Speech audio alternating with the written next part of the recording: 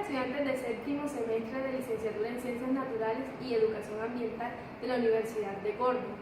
Estamos en la materia de microbiología con la docente Melissa Núñez. Mi nombre es Greti Paola Betín González. Yo soy María José Nieves Camargo. Mi nombre es Vicente Grano Pérez. Mi nombre es Gisela Bernal Villegas. Mi nombre es Kelly Díaz Llanes. Y mi nombre es Luis Fernando Lara.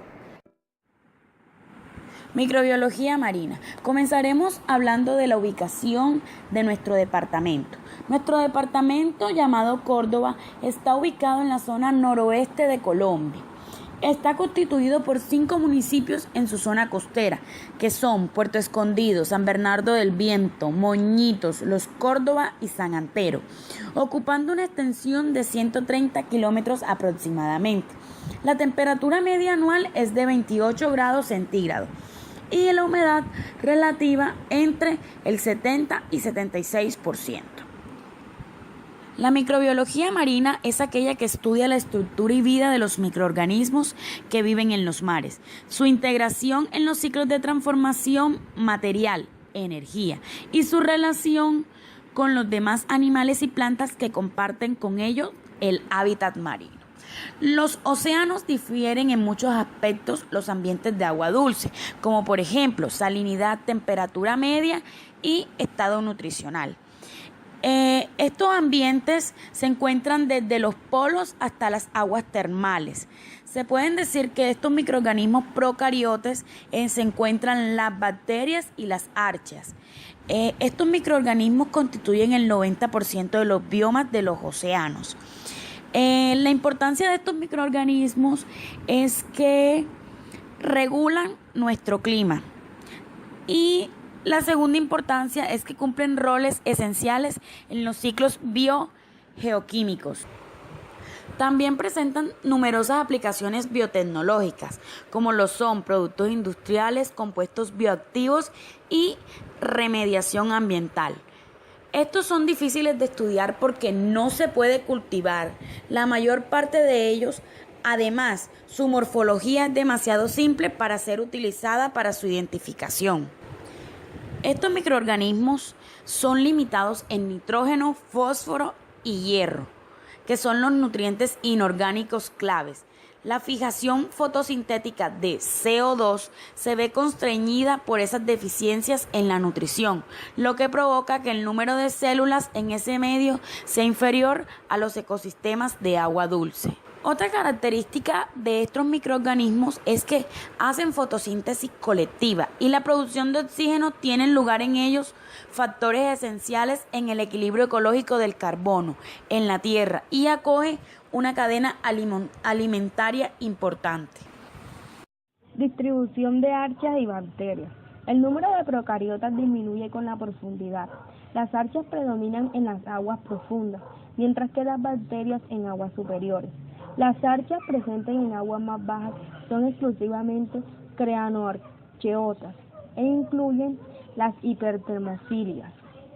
La distribución del dominio archo y bacterias en las aguas del Pacífico Norte.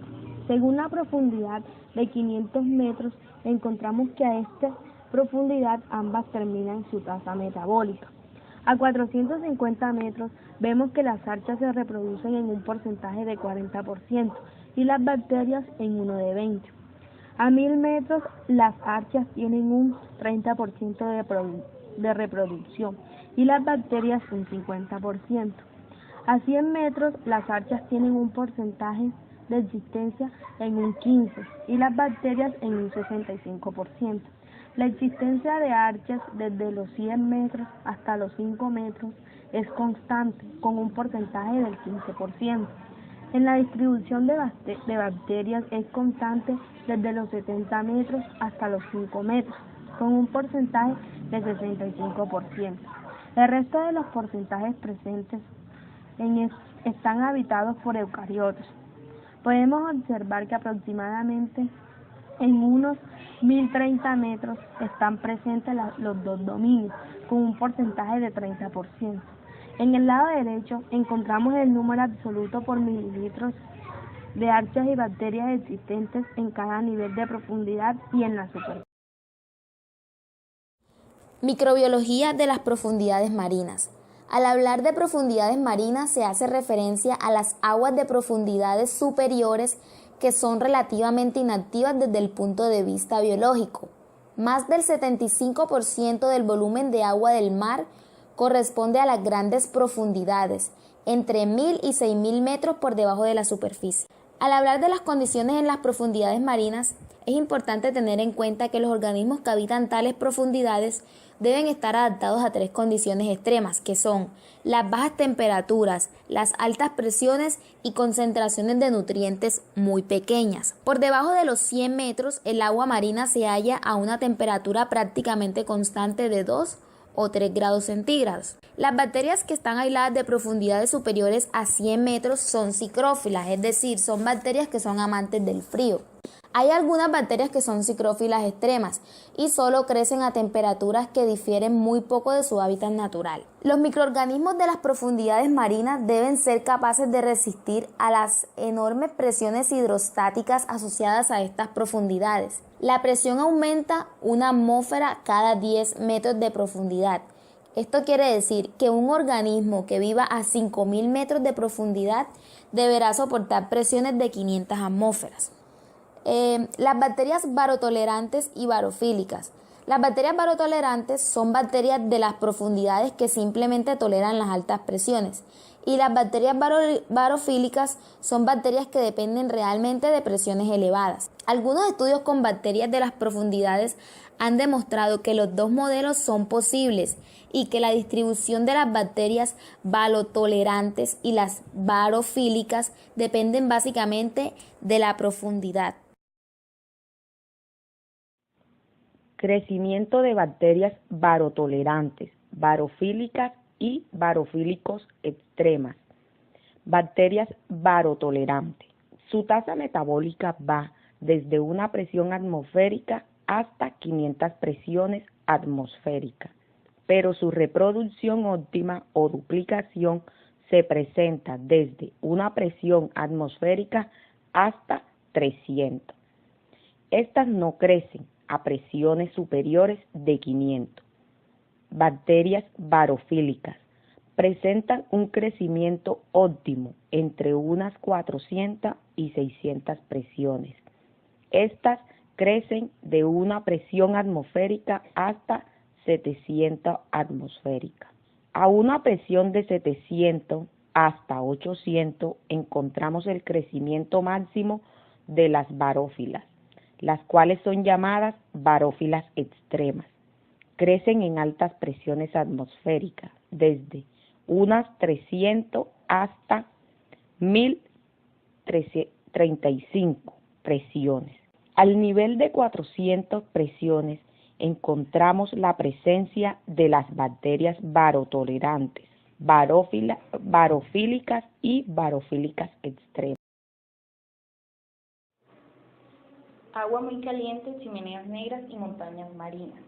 Las grandes profundidades marinas originan presiones enormes que afectan a las propiedades físicas del agua.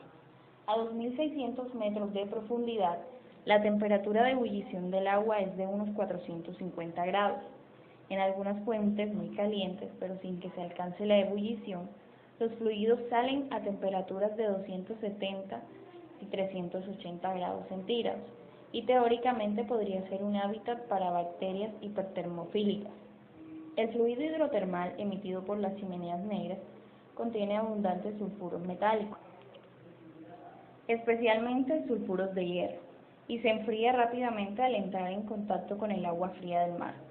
Los sulfuros metálicos se precipitan y forman una torre alrededor del punto de emisión, que se conoce como chimenea.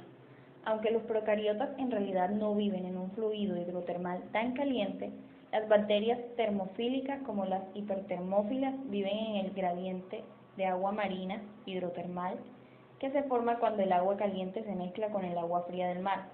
Por ejemplo, en las paredes del tubo de la chimenea se encuentran abundantes procariotas termofílicos como Methanopyrus, una arquea metanogénica que oxida el dihidrógeno y ofrece un gran interés desde el punto de vista evolutivo.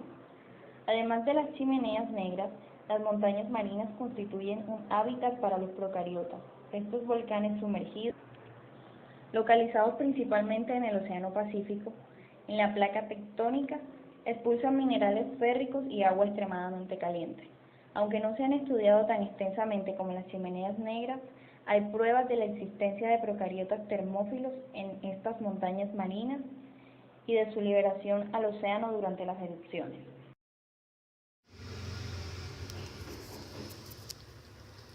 Efectos moleculares de las altas presiones. Se sabe que la presión afecta a la fisiología y la bioquímica de la célula. Se ha demostrado en el aumento de la presión disminuye la capacidad de fijación de las enzimas en su sustrato. Por esta razón, las enzimas barófilas extremas deben estar pegadas de manera que el efecto causado por las altas presiones sea mínimo. Además, la síntesis de proteínas y algunos fenómenos de la membrana, como el transporte, son también blancos potenciales del efecto de las altas presiones. Un organismo que crezca a presión elevada tiene una mayor proporción de ácidos grasos insaturados en la membrana citoplasmática. Este cambio puede que responda a alguno de los mecanismos adaptativos porque hace que la membrana sea menos sensible a la gelificación de las altas temperaturas. El estudio del OMPH demuestra que la presión puede afectar a la expresión química de las bacterias barófilas. No se sabe aún de qué manera sucede esto, pero podría deberse a la actividad de las proteínas que son muy sensibles a la presión o a las actividades de genes dependientes de la presión. Sin embargo, parece que son relativamente pocas las proteínas controladas por la presión en las bacterias barófilas, porque muchas de las proteínas se encuentran en las células, tanto así que se cultivan en las altas presiones como también en las bajas presiones. Las proteínas de la pared celular y las estructuras relacionadas con la pared celular, como el transporte, parecen ser componentes con una mayor variabilidad. Fuentes hidrotermales submarinas. La concepción general que se tiene de la profundidad marina como del ambiente remoto de bajas temperaturas y altas presiones, donde solo pueden vivir bacterias barotolerantes y barófilas de crecimiento lento, es generalmente correcto, pero hay algunas excepciones sorprendentes. Distribuidas por todos los fondos marinos se encuentran comunidades muy activas de animales cuya resistencia está asegurada por la actividad de microorganismos que se encuentran agrupados alrededor de muchas fuentes hidrotermales que surgen en las grandes profundidades. Se toma la muestra y se lleva a la cámara de extracción. Se encienden los mecheros.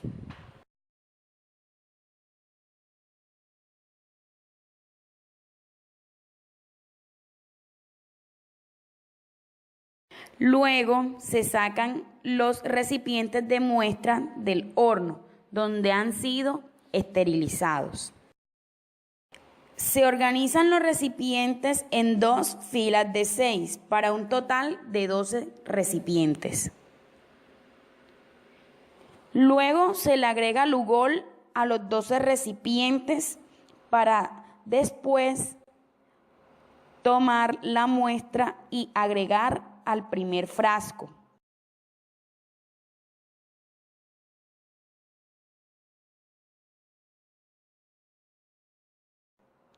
Este se agita 20 segundos aproximadamente. Después de este mismo recipiente, se toma la muestra del número 2 y así sucesivamente hasta llegar al 6º frasco. Y se hace el mismo proceso de manera horizontal en las 2 filas. Se toma la muestra del último recipiente y se traspasa a la caja de Petri. Luego se esteriliza el asa pasándola por fuego y se esparce la muestra por la caja de Petri.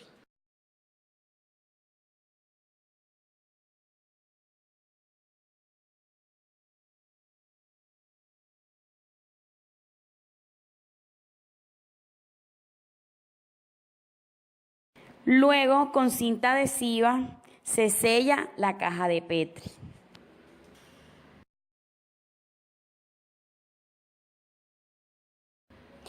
Esta muestra es llevada a un lugar de aislamiento, donde no reciba la luz solar, para luego de 72 horas se puedan observar las colonias de bacterias.